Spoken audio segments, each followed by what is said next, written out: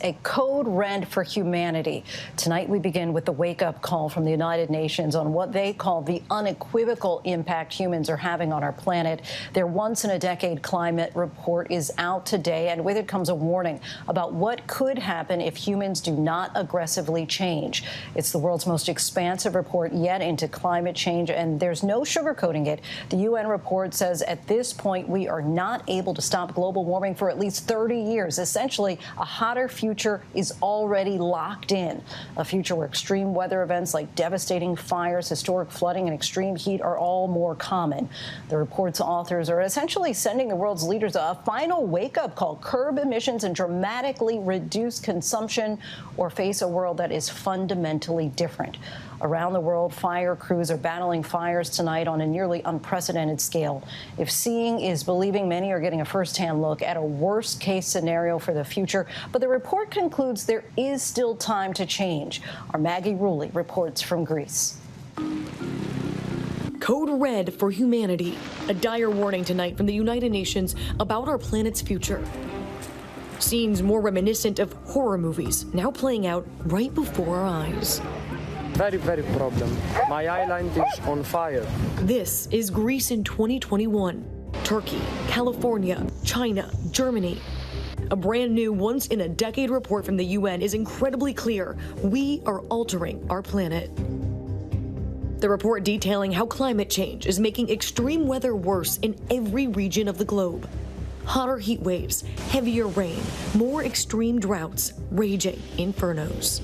You can hear the crackle of these flames. The fires are just ripping through the underbrush here. Look at that. We see it climbing up that tree. It is going all the way up the hillside. We have seen dozens of these hot spots popping up along the road. This is what firefighters are struggling to keep up with. Here in Greece, the fire is turning the sky a bloodshot, ominous red, forcing residents out of the Greek island of Evia, making conditions all the more difficult for the crews desperately trying to help them to safety. My heart cries. I leave my family behind. The Greek wildfires have been raging for more than a week. Neighboring Turkey finally got most of their fires under control after nearly 2 weeks, killing at least 8. And it's all across our globe. Extreme weather of seemingly biblical proportions, now a painful new normal. Firefighters had been working in this area just a few days ago, but they've already moved on to other areas now. You can see, obviously, the fire is starting again here. There are at least 93 active wildfires burning in Siberia, over 2.8 million acres destroyed, some villages in the region evacuated. In America's West, record heat, drought, and strong winds feeding blazes like the Dixie Fire up in Northern California, now the largest singular fire in the state's history.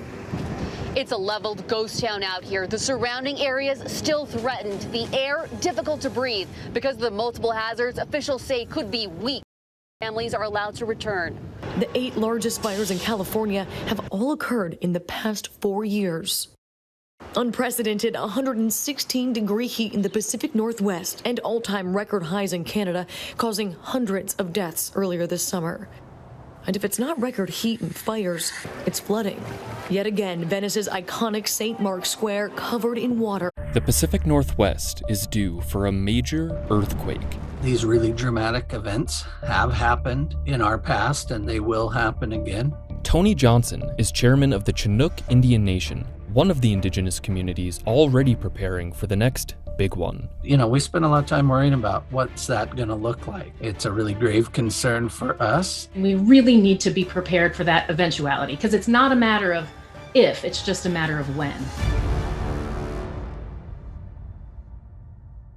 These days, it may seem like earthquakes are not all that uncommon due to frequent media reports just into CNN, a very strong earthquake just minutes and ago. Lots of cell phone videos posted online.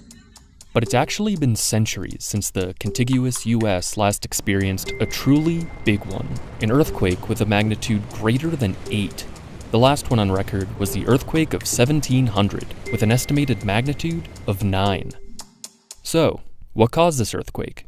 The biggest earthquakes in the world are along subduction zone boundaries, and those are places where one tectonic plate is diving down underneath another tectonic plate. The largest earthquake that's happened in the US that we're aware of was along the Cascadia subduction zone, where the Juan de Fuca plate is diving down underneath the North American plate. And we can get really big earthquakes there because the plate that's going down is usually oceanic crust, which is cold and dense. That means it can break. So if you think about baking chocolate chip cookies, when you pull the cookies right out of the oven, they bend and they're nice and gooey. But once they've gotten to be cold, they break. So that cold, dense crust that's going down can break for a much longer time. So we get bigger earthquakes in those particular places. The same tectonic activity that caused the earthquakes resulted in another destructive event, a tsunami. You have one plate diving down beneath another. This section gets locked and it pushes this part up. When the fault ruptures, when the amount of stress overcomes the friction, it bounces back, which lifts up the water above it and causes that water to flow out in all directions. And that water flowing out in all directions is the tsunami. Clues about the earthquake and tsunami of 1700 can be found in these eerie-looking ghost forests. And we have evidence of these submerged trees or the ghost forests in numerous places around our area, including at our traditional village. These ghost forests formed when the area became submerged after being hit by the tsunami. Even after the tsunami receded, the entire landscape had actually dropped several feet, a result of the plate tectonic motion. Oral histories of the event suggest that many died in the tsunami, and Heritage and Cultural Director of the Shoalwater Bay Tribe, Earl Davis, explains how additional clues about life after this earthquake and tsunami were pieced together. The archaeological record basically suggests that tsunami came, laid down a bunch of sand, and then people went back to kind of normal life. You can see it right in the soil. There's a layer of just sterile sand, and then there's an occupation layer immediately after. It doesn't appear like there was a huge rebuilding time for us back then. For communities along the coast at sea level, an earthquake and tsunami event could have a much bigger impact today than it did in 1700. Our lifestyle now is largely predicated on the modern, Western, colonialized type lifestyle of putting in a cement foundation and running all these utilities and building a big, expensive infrastructure that is supposed to be there for 200-300 years. Whereas traditionally speaking, we put some poles in the ground, covered them in planks, lived there for half the year, then packed up all the planks and went to where we had another house, maybe up to 100 miles away, to better fishing grounds or better grounds for avoiding harsher weather. And the threat of another event like this is very real. The geologic record tells us that there are large earthquakes along that boundary about every 300 to 500 years. Which means we could be getting close to another big one.